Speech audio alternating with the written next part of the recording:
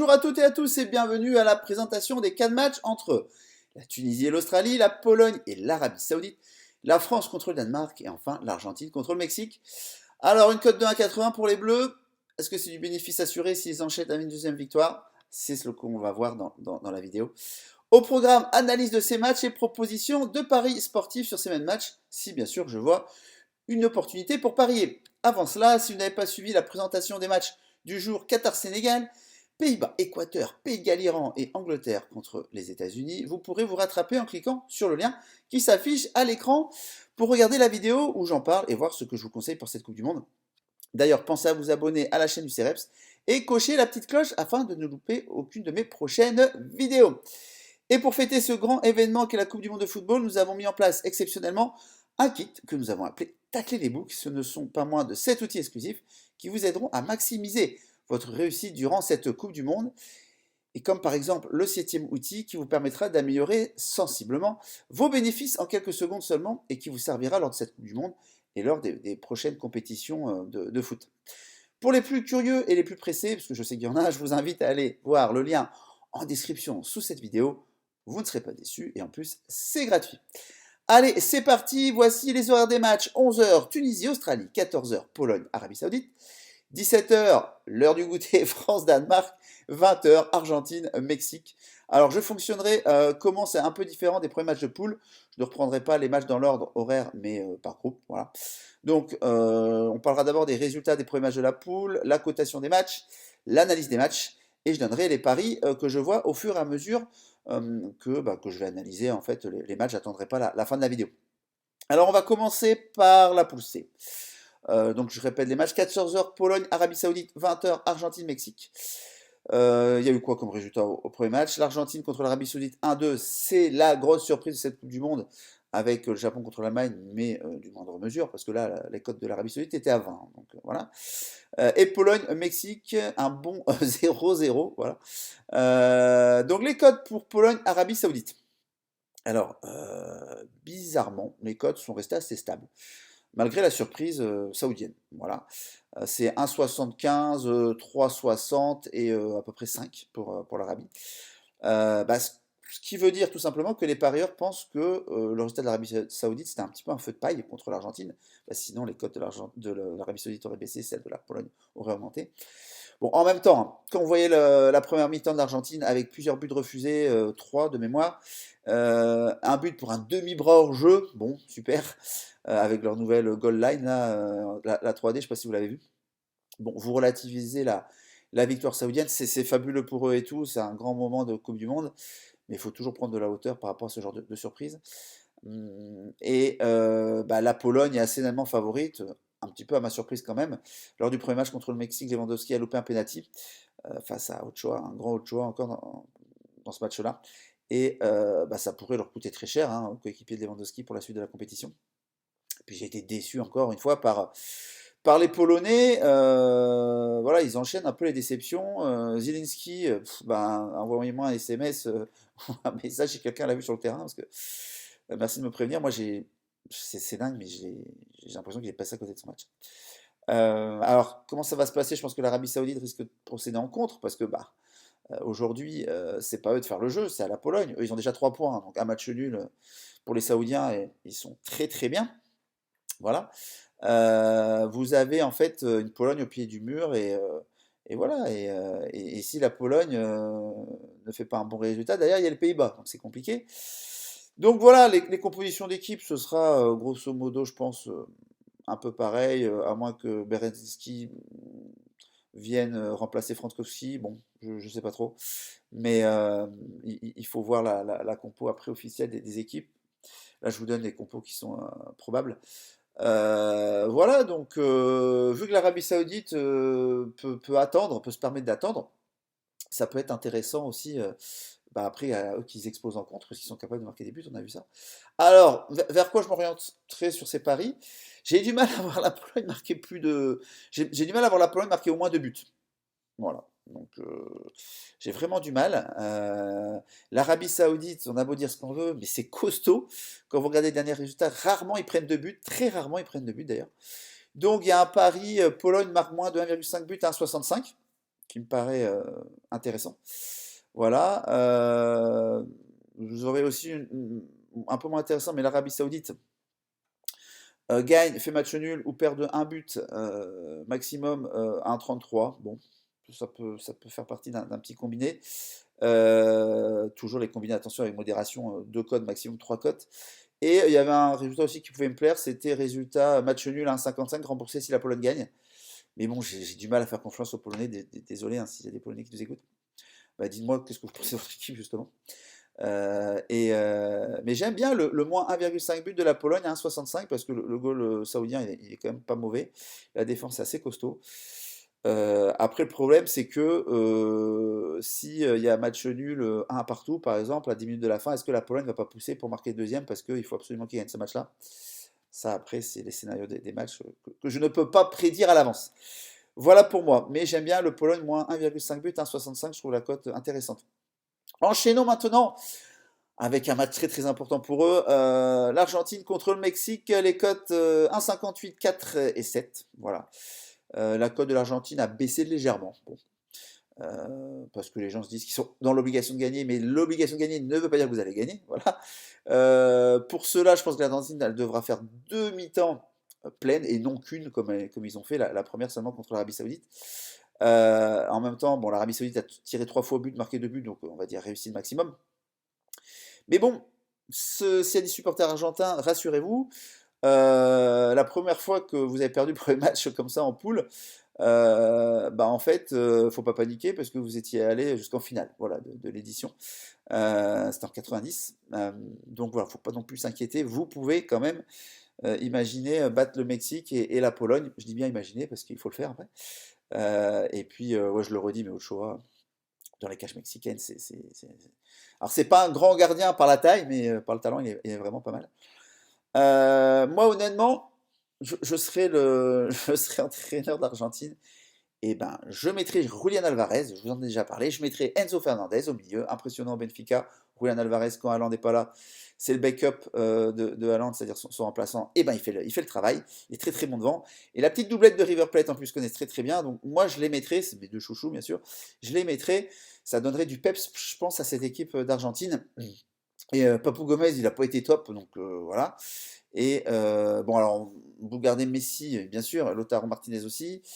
Dybala, je l'ai pas trouvé top non plus. Est-ce que Dybala va avoir plus de temps de jeu? Ben, j'espère pour lui. Mais l'Argentine n'a plus le choix. S'ils veulent garder leur destin entre leurs mains, il faut absolument gagner ce match.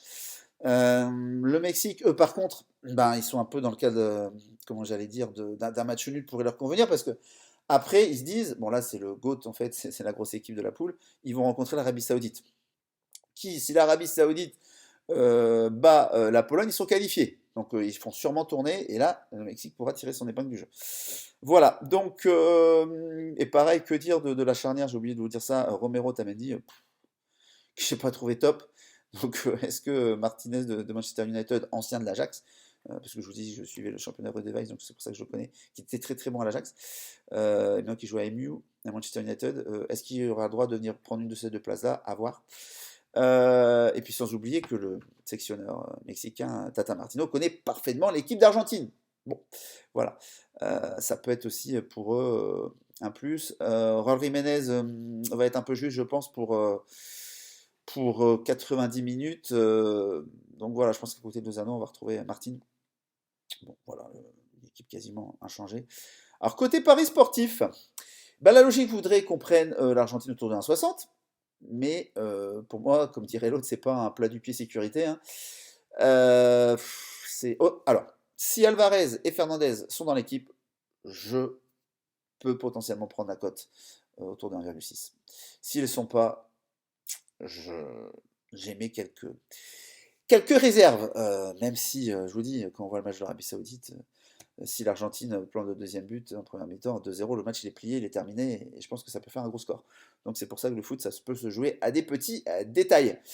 On va continuer par le groupe C, celui de la France, 11h, Tunisie-Australie, 17h, l'heure du goûter, France-Danemark, enfin l'heure du goûter qui va après se projeter sur l'apéro à 19h. Les résultats, France-Australie 4-1, Tunisie-Danemark 0-0. Bon, on a tous un petit peu eu des sueurs froides pendant allez, 25 minutes contre l'Australie. avant l'égalisation. Mais bon, après, on a quand même déroulé. Il y avait une différence de niveau. Mbappé faisait la différence à chaque fois qu'il accélérait, de toute façon, de son côté. Mais Dembélé, pareil, il se débrouillait très bien. Les cotes, donc pour Tunisie-Australie, pardon, on commence par Tunisie-Australie. Les cotes, c'est 2,10, 3,30, 3,70. Les cotes sont stables. RS de ce côté-là. Alors, moi, ce qui m'a surtout surpris, c'est que les Tunisiens, au bout de la 70e minute, ils ont vraiment souffert contre les Danois. Ils ont baissé un peu pavillon. Ils ont eu de la chance de ne pas se prendre un but. La première mi-temps, elle a été très bonne pour eux. Hein, voilà. Gebali, il a été malheureux à la finition. Par contre, une seconde mi-temps, que je dis poussive. Donc, s'ils veulent battre l'Australie, il va falloir faire un match plein et deux mi-temps de même niveau. Parce que l'Australie, c'est une équipe quand même physique, hein, on a beau dire. Nous, on les a mis à mal, surtout nos latéraux, Dembélé et Mbappé, mais bon, voilà, sinon, faut les bouger, les Australiens. Ils ont un grand, j'ai zappé son nom là, mais voilà, qui mesure 2 mètres en défense. Bon, sur corner, attention, il faut que les Tunisiens derrière soient présents sur tout ce qui est coup de pied arrêté, par rapport à l'Australie, qui est une de leurs forces quand même. Donc la Tunisie a forcément un coup à jouer. Parce que c'est l'équipe la plus faible qui rencontre du groupe, mais les Australiens, les Socceroos, comme on dit, se disent la même chose en face. Au niveau des compos d'équipe, bon, je pense que Djebali peut laisser sa place à Kazri, parce que je ne suis pas sûr que ça ait plu au sélectionneur. Donc Kazri, on le connaît, hein, il a joué en France, Saint-Étienne. Mais sinon, il ne devrait pas y avoir vraiment de changement. Les autres ont plutôt fait bien leur travail. Au niveau de l'Australie, comment il s'appelle, Moy, je pense que voilà, au milieu, c'est lui qui rythme un petit peu le jeu de l'Australie. Vous avez à ses côtés Irvine aussi, je pense que voilà, il va être là. Moy, Irvine, ça peut être bien. Moy qui joue au Celtic. Voilà, donc. En Écosse, de toute façon, ce match-là, celui qui gagne ce match-là, il aura une finale à jouer au dernier match, tout simplement. Donc, s'ils veulent le droit de jouer une finale le dernier match, avec toute l'intensité et les émotions qu'on peut avoir, voilà, il faut qu'une des deux gagne. Alors, j'ai un match nul remboursé sur la Tunisie, je le vois comme d'un niveau supérieur techniquement. Voilà, c'est juste que j'ai un petit peu peur de la fin du match. Et justement, il y a un pari sur la fin de match. But entre la 75e minute et la fin du temps réglementaire. Sachant que la fin du temps réglementaire, des fois, vous avez 8, 9, 10 minutes de plus après les 90 minutes. Et la cote, elle a 2,25. Écoutez, c'est un pari un petit peu annexe, comment dire ça, un pari généralement qu'on peut considérer comme fun. J'en fais très très rarement, mais vu l'état physique des Tunisiens à la fin du match, il peut y avoir des gros boulevards et un but entre la 75e et la 97e ou 98e, ça vous laisse du temps quand même. À 2,25, je trouve ça intéressant comme pari et ça change un peu de l'ordinaire. Bien sûr, attention, jouer avec modération, c'est pas comme je dis la sécurité sociale, c'est pas le pari où j'ai la plus grosse confiance dessus, ça c'est sûr. Mais la Tunisie en Andronomède, j'aime bien. Voilà, match nul remboursé à 1,42, je trouve ça pas mal. Et enfin, le match qu'on attend tous, le match de 17h. France-Danemark. France 1,78 on trouve. 3,70 le nul, 5,20 la cote du Danemark. La cote de la France a baissé de 1,85 à 1,78. Voilà. J'avoue, je comprends pas trop en fait cette baisse de cote. Je rappelle juste que le Danemark vient de nous battre 2 fois en fait, voilà. Qu'on a beaucoup de blessés. J'ai vraiment peur de l'entrejeu danois. Pour moi, ils seront bien plus forts que les Australiens. Et qu'est-ce qu'on va faire avec Rabiot, Chouameni? J'ai peur. Le Danemark est à 5 alors qu'il vient de nous battre 2 fois.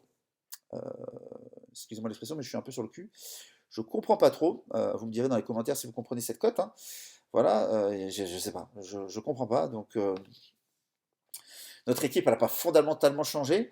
Donc, j'ai vraiment une incompréhension là. J'ai beau essayer de tourner le problème dans tous les sens, je comprends pas cette cote. Sachant que, bon, par exemple, nous, qui on va mettre en défense à gauche? Le frère Hernandez, Théo, oui, il peut très bien faire le travail, il n'y a pas de souci. Et d'ailleurs, c'est pas ce côté-là qui me pose problème, moi c'est plutôt l'autre côté avec Pavard. On va mettre qui? On va mettre Koundé. Est-ce que Koundé fera mieux? C'est pas un poste de prédilection pour lui. Ou pas, comme je l'appelle, Upamecano m'a rassuré, parce que j'ai retrouvé le Upamecano du Bayern de Munich, et ça c'est très très bien. Devant, je n'ai pas grand-chose à dire. Au milieu, Rabiot, il avait fait un très bon quart d'heure, j'espère qu'il en fera un petit peu plus. Face aux Vikings, et les Danois auraient pu gagner contre les Tunisiens, donc ça changeait la donne de ce match-là, parce que chacun aurait eu 3 points. Mais là, le Danemark, il va falloir faire un bon résultat. Un nul, ça les élimine pas, mais bon, une victoire serait mieux pour eux. Alors il y a un gros point noir, c'est que Delaney, le joueur du FC Séville, sera pas là, et c'est un gros manque pour au milieu, même si Eriksen, meneur de jeu, est là. Højbjerg aussi devrait faire le travail, mais bon, Delaney qui abat quand même beaucoup de travail au milieu pour le Danemark. Je ne sais pas si ça peut pas leur porter préjudice. Ça leur portera sûrement préjudice, mais à quel point? En tout cas, nous, on peut se permettre un faux pas. Le Danemark, c'est plus compliqué déjà, parce que s'ils perdent, après, va falloir, tout dépendra du résultat de Tunisie-Australie. Et pour nous, voilà, on va dire que c'est plutôt un confort psychologique d'avoir déjà 3 points. Alors, comme on disait, est-ce que la cote de 1,80 est une bonne idée pour la France? Honnêtement, j'ai des doutes. Moi, j'aurais vu une cote à la 2,10 de 20, j'aurais dit ou pourquoi pas, et j'allais même sur un match nul remboursé, qui aurait fait une cote autour d'un 40. Mais là, un 80 sec, franchement, j'y touche pas, quoi. Enfin, j'ai pas envie, vu le passé qu'on a contre les Danois. Par contre, je pense pas qu'il y ait énormément de buts sur ce match-là, et ce sera pas comme Australie-Danemark. Les Danois en défense, c'est beaucoup mieux, avec Schmeichel Junior dans les buts. Ceux qui ont connu son papa, il était énorme.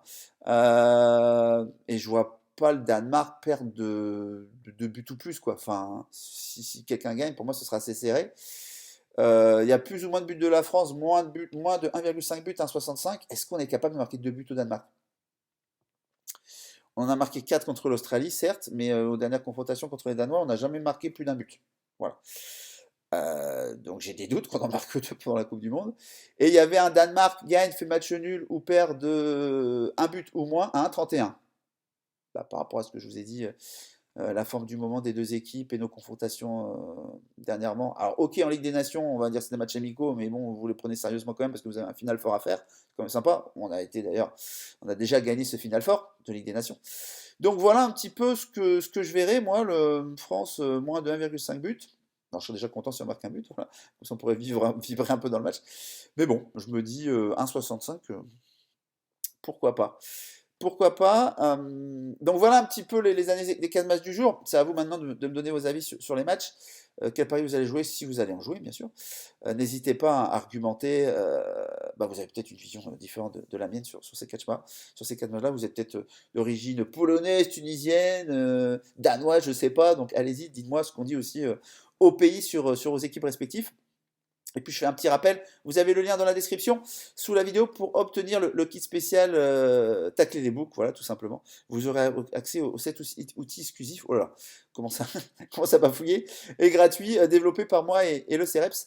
N'hésitez pas à partager la vidéo, comme je dis, si d'autres personnes que vous sont passionnées par le foot, la Coupe du Monde et les paris sportifs. Et n'oubliez pas de vous abonner à la chaîne du CEREPS. Moi, vous avez l'habitude, je vous donne rendez-vous demain à 16h pour la présentation des seconds matchs des groupes EF. Voilà, tout simplement.